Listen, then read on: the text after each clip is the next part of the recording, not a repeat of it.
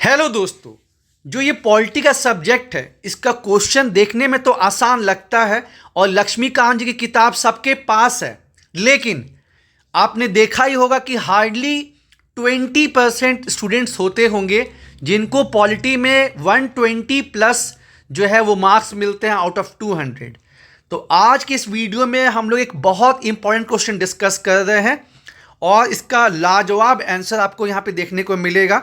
आप जानते ही हैं कि नेशनल ह्यूमन राइट कमीशन जो है इसमें 2019 में संशोधन किया गया है और इसको जो है टूथलेस टाइगर की संज्ञा मतलब दी जाती है, क्योंकि इसका जो है अपना फोर्स नहीं है, साथ ही साथ जो है मतलब इसका जो मतलब रिकमेंडेशन होता है वो बाइंडिंग नहीं है। तो ये सब चीज़ पे हम लोग चर्चा करेंगे कि कैसे, जैसे मैंने आपको बताया कि लक्ष्मीकांत जी की किताब सबके पास है, तो 40 में जो अच्छे स्टूडेंट हैं उनका जो है 20 नंबर के आसपास जो है मतलब बनता है। लेकिन क्या आप एडिशन करेंगे ना कि आपका आंसर जो है वो 25 मतलब जो जिसको बहुत अच्छा मानते हैं 25 उसके प्लस मतलब चला जाए, ठीक है ना, 28 30 ऐसा मतलब पहुंच जाए। तो देखिए, आप जानते ही हैं कि आज कल जो है टॉपर्स के आने की वजह से आपको चैट जीपीटी एआई के मदद से जो है बहुत अच्छा आंसर तैयार किया जा रहा है। तो इसके वजह से अब पहले वाली बात नहीं रह गई है, आपको केवल होता है ना नॉर्मल आंसर लिखने से काम नहीं चलेगा। और यहाँ पे क्या होता है आपको पता ही है कि 1 महीने के अंदर ही जो है मेंस की कॉपी चेक हो जाती है, ठीक है।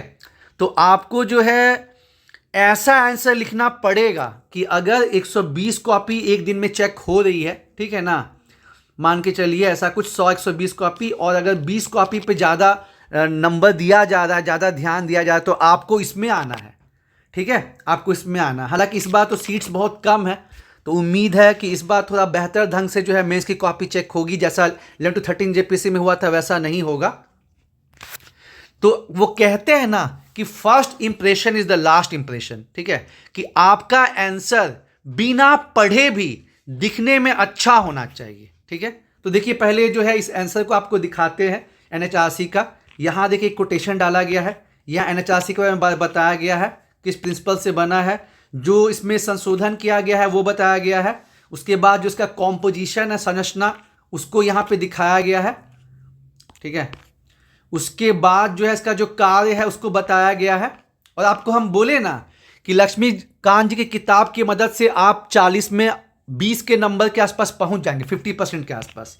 लेकिन उसके आगे आपको जाना है तो आपको वही है, टेक्नोलॉजी का मदद लेना पड़ेगा, गूगल नेट का मदद लेना पड़ेगा, तब आपको जो है पॉइंट मतलब आपको मिलेगा, ठीक है।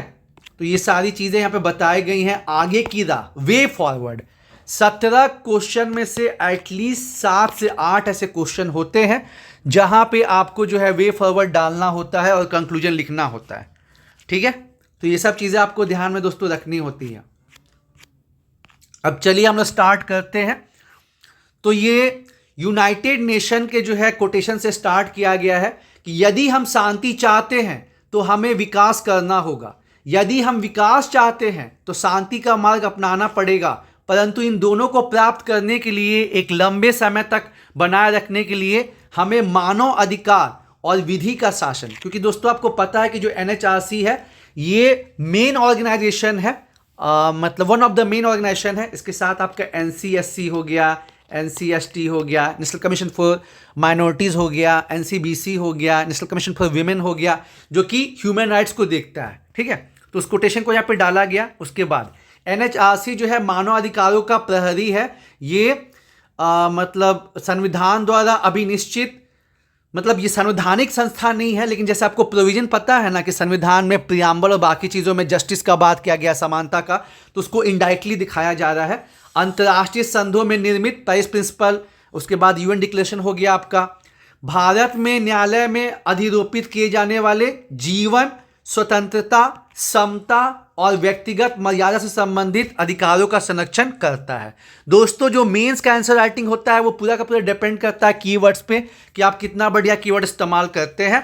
एनएचआरसी का गठन जो है वो मानव अधिकार संरक्षण अधिनियम, protection of human rights act 1993 के तहत एक सांविधिक निकाय के रूप में हुआ था। आपको पता है कि क्या है, स्टैच्यूटरी बॉडी है, ठीक है। यूएन का पेरिस सिद्धांत जो है वो भारत में मानवाधिकार की स्थापना का मार्ग प्रशस्त किया और 12 अक्टूबर 1993 को सांविधिक रूप से प्रकाश में आया। एनएचआरसी की संरचना में 2019 मानवाधिकार संशोधन विधेयक के उपरांत कुछ परिवर्तन किए गए हैं जो आयोग में अधिक समावेशी और भारतीय संदर्भ में बहुआयामी बनाते हैं। जैसे कि पहले इसके 4 ही जो है मतलब ऑफिशियल मेंबर थे, ओरिजिनल मेंबर थे, उसमें एक बढ़ गया है और एक मेंबर जो है वो महिला होनी चाहिए कंपलसरी।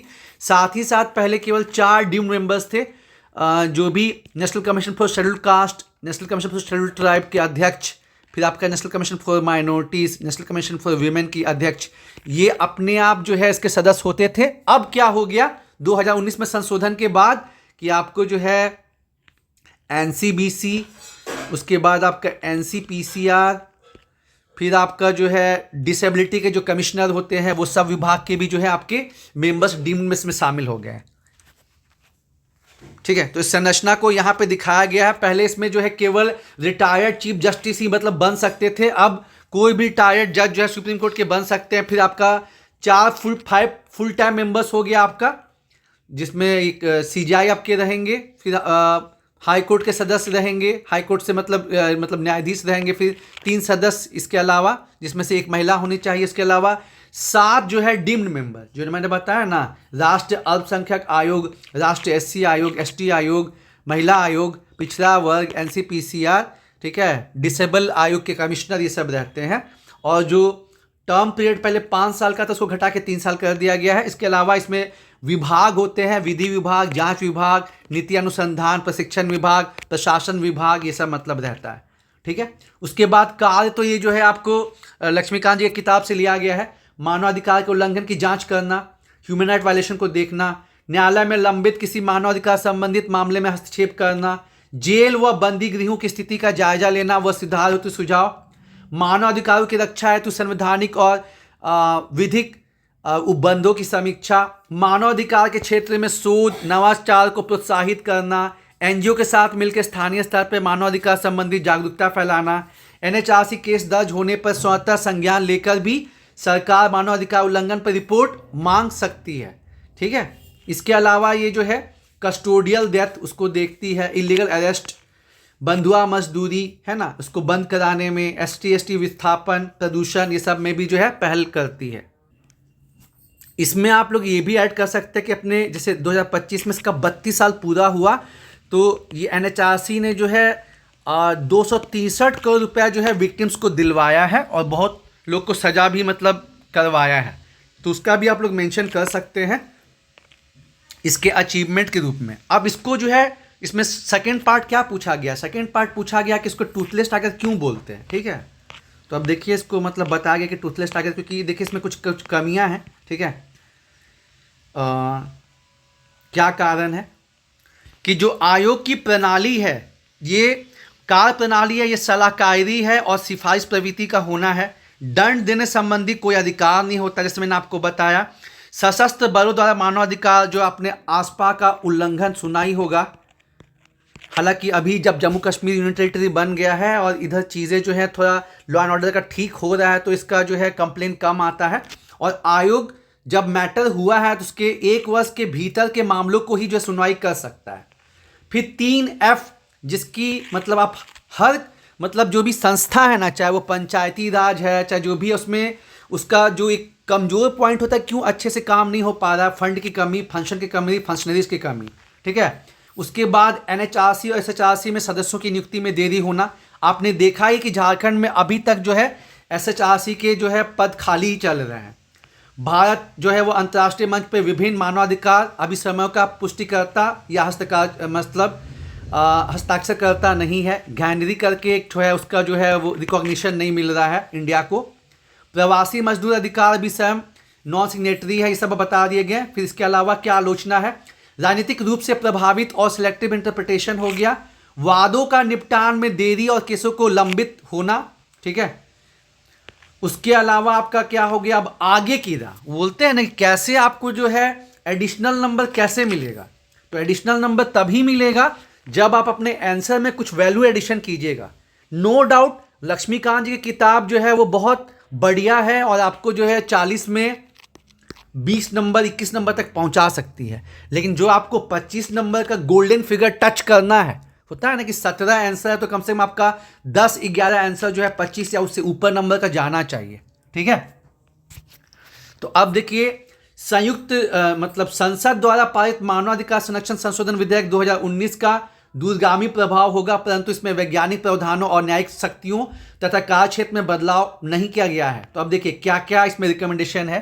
अहमदी आयोग जो है इसने कहा था कि जो ये एक मतलब लिमिटेशन लगाया गया है कि 1 वर्ष तक ही मतलब NHRC मैटर सुन सकता है, तो 1 वर्ष के बाद के घटनाओं की जांच मंजूरी मिलनी चाहिए।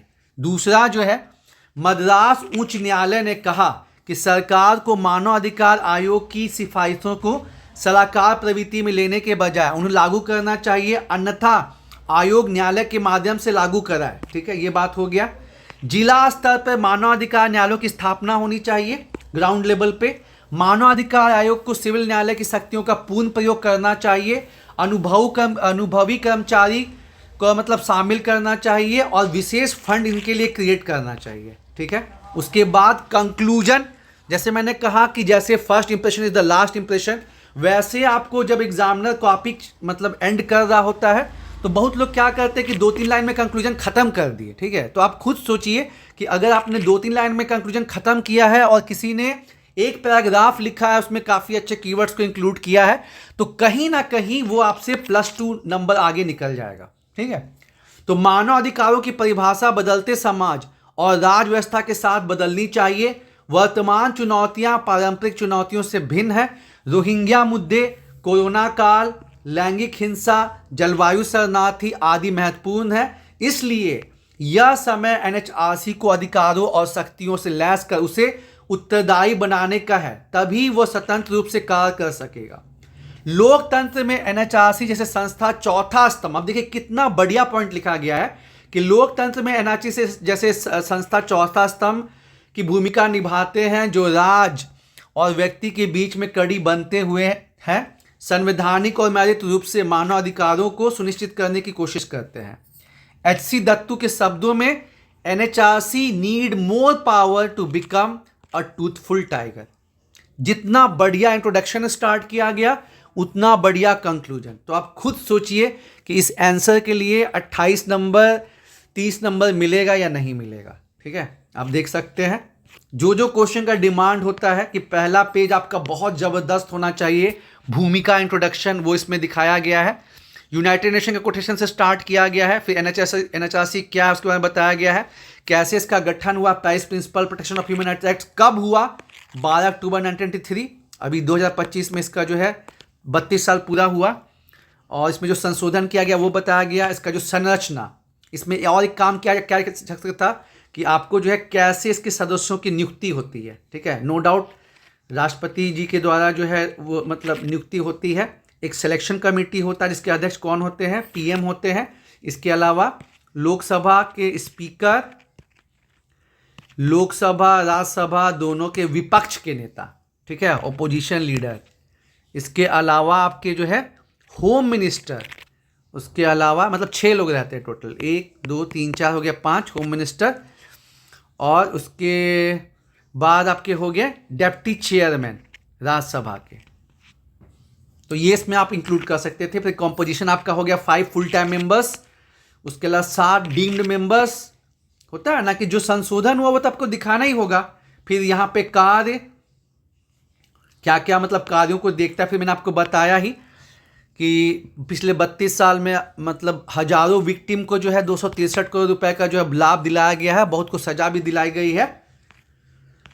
उसके बाद इसके असफलता का क्या कारण है वो बताया गया है, क्यों इसको टूथलेस टाइगर बोलते हैं। सेकंड पार्ट तो ही ना पूछा गया कि क्यों इसको ऐसा बाघ बोलते हैं, इसका दांत नहीं है। ठीक है, और फिर आगे की राह बोलना कि ये लोग छोड़ देते हैं। कम से कम 17 में से 8 क्वेश्चन में, इकोनॉमिक्स का 4 में से 3 क्वेश्चन हो गया, पॉलिटी का 4 में से 3 क्वेश्चन हो गया।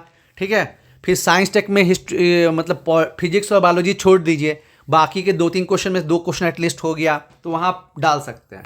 ठीक है, तो ये आगे की राह हो गया, फिर आपका ज़बरदस्त कंक्लूजन हो गया।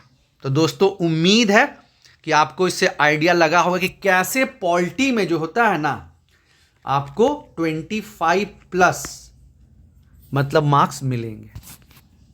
ठीक है, जो लोग भी जुड़ना चाहते हैं, हम लोग का आज 10 बजे जो है पॉलिटी का डेमो क्लास है, क्योंकि हम लोग को जब ये टाइम मिल गया है तो जो लोग की अच्छी तैयारी हो चुकी है पीटी की, उनके लिए हम लोग जो है ये 1 महीने का 1 मंथ का जो है क्रैश कोर्स करवा रहे हैं पॉलिटी आंसर राइटिंग, जिसमें आपको 15 आंसर लिखने होंगे। ठीक है ना, उसका मैंने वीडियो भी डाला कि कौन से 15 क्वेश्चन होंगे। जिन्होंने नहीं देखा, नीचे डिस्क्रिप्शन और कमेंट बॉक्स में आपको दिया गया है। और जो लोग जुड़ना चाहते हैं, जिनकी पीटी की अच्छी तैयारी, मैं बार बार रिपीट कर रहा हूं, जिनकी पीटी की अच्छी तैयारी हो चुकी है, जो पहले से मेहनत कर रहे हैं, वो इस नंबर पे कांटेक्ट कर सकते हैं। उसके बाद और आज आपको जो है 10 बजे से जो है क्लास है ना। उसके बाद 3 दिन छुट्टी रहेगी। आपको आज जो है टॉपिक 2 बता दिया जाएगा, और जैसे कि 2 टॉपिक डिस्कस किए हैं, उसका आपको हिंट दे दिए। आपको नेट के मदद से लक्ष्मी जी की किताब से जो है आपको मदद से आपको आंसर तैयार करना है, और 6 तारीख को फिर वो आंसर डिस्कशन होगा। उसके बाद आपको एक दिन का मतलब गैपिंग मिलेगा। लेकिन आज चूँकि अब इतना इम्पॉर्टेंट फेस्टिवल है दोस्तों, तो इस वजह से 3 दिन छुट्टी रहेगी आज के बाद से। ठीक है, तो जो लोग भी इंटरेस्टेड हैं प्लीज़ कांटेक्ट करिए, और यही व्हाट्सएप नंबर है। और बाकी जो है यहाँ से आप आइडिया लीजिए कैसे एक बढ़िया आंसर तैयार करते हैं।